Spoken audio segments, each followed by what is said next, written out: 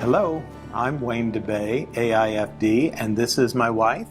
And I'm Peggy DeBey, and welcome to Creations at the Flower Nook.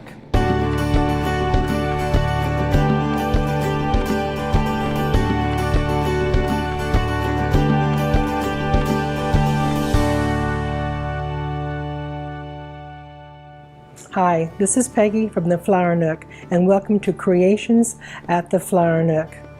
Our store, and I hope you've been in it, is all about showcasing creation process. So here in this store, we married flowers and the concept of art, or the process of creating art, into one location. And we hope to show you that each time you come in with a new tidbit or a new look at someone's process of the creating of how it happened and the feelings that become behind that creation. The Flower Nook has been in Salina since 1945. It is the oldest shop in town, and the original owners, Fran and Ann, sisters, bought the store at a different location, and then another two sets of owners bought it.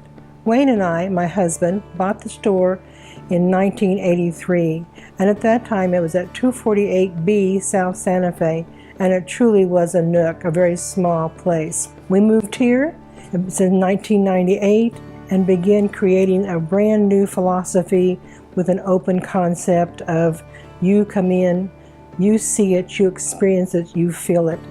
And it's been a very successful venture for us that's constantly changing. What happens here is that we find people that showcase their product, and we change them every month, and we give them a different spot, and we have a First Friday event that really brings people out, and we let the artists talk about their process, because you don't want to hear me talking about what they've done. Our philosophy is shopper experience. The creation process is always the showcase here at the Flower Nook. So without further ado, let's meet our first artist and learn more about their creations.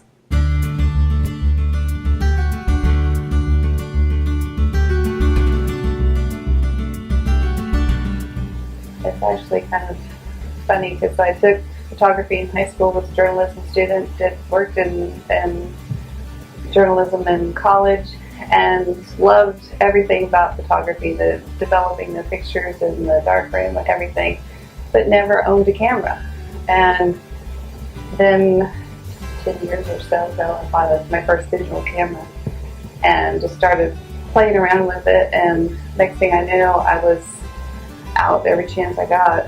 I don't really have much of a process. It's like I wake up in the morning and the sun is just bright and the light is perfect, and I grab my camera and go. Everything in the world that disappears while I'm focused on what I'm taking pictures of. Looking through the lens of the camera, but it's just, I don't know, I never thought I would feel that way about something, but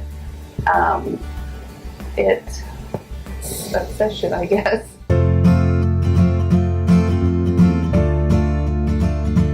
I want to tell you about a flower that I just love. It's an Oriental cabbage or kale flower. People always say, is it edible? It is in the same family as broccoli and cabbage and cauliflower and kale, and you could eat it, but the best thing to do with this particular variety is take it to the table in a floral design. This is actually not a flower, it is a leaf blossom structure. So it's the leaf petals that you're looking at here. The color changes on the temperature outside. It actually loses chlorophyll the colder it gets in the winter. So it goes from green to purples. It can become an intense red color, which is very showy. Now if you plant it in the yard, which you can, and they are seeds, it's probably better to start from a plant, a small plant. But remember, this can get to be a foot across and 15 inches tall, so you want to make some nice spacing in your yard as far as a garland, or a border along your sidewalk with it. I love it. So let's watch Wayne create something beautiful with this Oriental blooming kale blossom. Peggy talked about the beautiful ornamental kale earlier, and I'm going to work with that. But first I want to discuss a little bit about the changing trends that we're seeing in the floral industry. Fall used to be the bright primary colors, and for many people it still is. Colors like the reds and the blues, in this case purple, because blue is not a real easy natural color in the floral world. The oranges and the yellows, and this for many people is still the epitome of fall. What we're starting to see is that it is changing more into a softer hue. So we're going to take this beautiful kale, and it really is the gradation in it that goes from the true purples to the greens to the cream outline on the outside. I really love these. Now they are big heavy stalks, and you certainly are welcome to come in and just buy a blossom or two like this. You can take it home and put it into your vase. What I thought I'd do tonight would be show you how to do a hand-tied. One of the big tricks with hand-tied bouquets is to be sure to have your materials clean before you start working with them. So I think I'm going to start with maybe 3 of the kale, and I've chosen a little bit of difference in size, one bigger, one a little bit smaller, and they will open out. You can do some gentle fluffing, if you will. You can go around the edges and fluff and even turn the outer leaves out if you want a little more open of a presence. I'm going to pick some of my greenery up that I had, and like I said, preparation is key, so let's make sure that I'm ready to use this when time comes. I want everything to be trimmed, I want things to be clean, so I'm going to take and trim my stems, trim the ends off, have it ready to roll. If I look at foliage, and one of the things that I like to do looking at the foliage, I like foliage to flow in one direction in this case. So this particular leaf is on the opposite side of the stem, and that's the way it grows, nothing wrong with it, but for my purpose I don't want it there, so I'm going to take it off and have more directional foliage, if you will. I'm not sure that's a phrase, I just made it up. So cut this and get this ready to roll. I've also chosen some of the beautiful Orgonia, and why I like Orgonia especially in a hand-tied is that it becomes a natural mechanic. It's very easy to work with, and it has great whorls. It has these areas that you can cluster different stems in. I also have a few stems of carnations, and if you'll notice, this is a red carnation, but it is that more muted. It's not that bright shade. It's one of the antique colors, as they call it. I'm going to fluff them and get them open.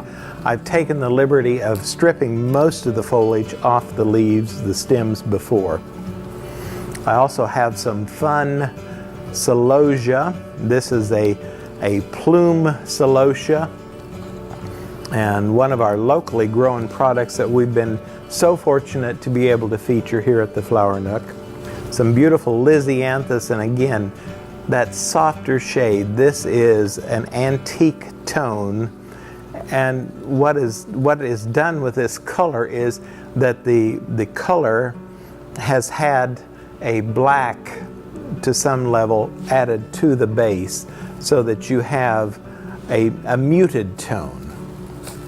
A little bit of lily grass just because I like the movement of it. Some beautiful sunflowers in muted tones. Sunflowers do come in a lot of colors other than just the traditional yellow. So let's start with maybe this big piece. Start out with the littlest, I should say, the littler piece of it. I'm going to take this, and in a traditional hand tie, you want to cross your stems as you place it in your hand. You want your stems to, I should say that better, you want your stems to all be going the same way around. Right at the first, it's not as obvious that you are doing that spiral, but as you get to going, it becomes more apparent. I want them to all go in the same direction. I'm going to add a little spike of that celosia in there and keep turning. And when you first start, it's a little cumbersome. I'm going to pull that off. I don't want that in my hand, so I'm going to pull that spike off. See if I can find a Lisianthus that is long enough to really utilize here. And again, I'm going to keep that spiral going, always laying the stem in my hand so it always is going the same way as I move around. Let's pick up the next kale. And kale is a heavy element. Physically heavy, it's visually heavy, so you want to be able to work that in. Generally, because of that visual weight and physical weight, it would fall a little bit lower in a design. Going to go ahead and put some of my lily grass. I don't know that I need all of it, but I'll take a little bit of it and tuck it in the center. Let's come on around and add a little bit of celosia, maybe come and add another stem of the carnation. Just keep turning that around in hand. And maybe this is where that third sunflower goes. Now, you don't have to work in threes, but if any of you know me, you know that I like that. I like uneven numbers at least. 3, 5, something that is not going to be just the twos. Let's put this one, and sometimes you have to play with it a little to see quite where you think that you want that next piece to go. Going to come in, and if you're spiraling this in the right way, holding it with the stems all going the same direction, then you should be able to tighten it up without really breaking anything.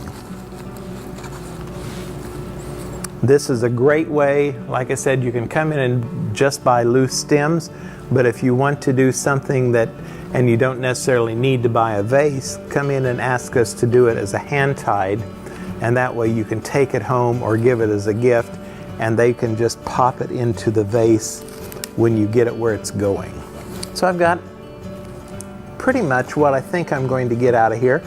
Now it's still pretty loose in my hand, so like this flower has turned a little in the process.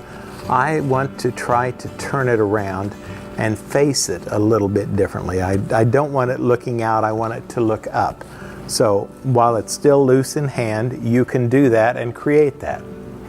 We're going to come in with the salal, the lemon leaf foliage, and do that kind of as the finish, the collar around the whole bouquet, if you will.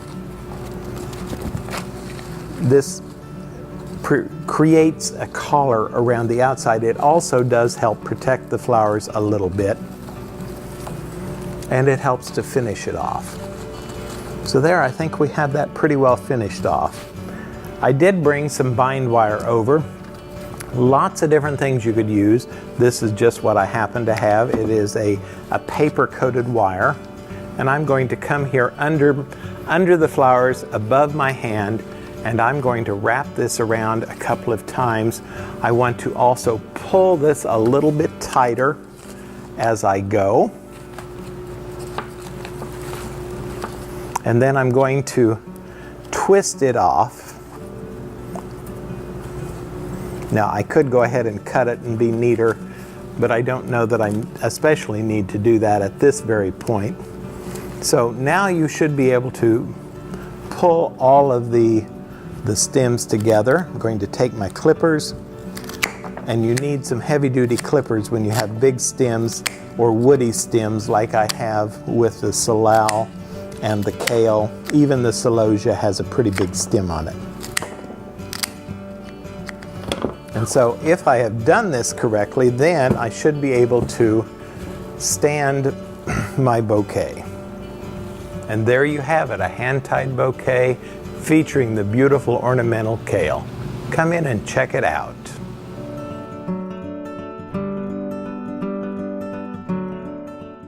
Thank you for watching Creations at the Flower Nook. We hope that you'll join us again. Please stop in and check out these creations and more at the Flower Nook at 208 East Iron, downtown Salina. See you soon.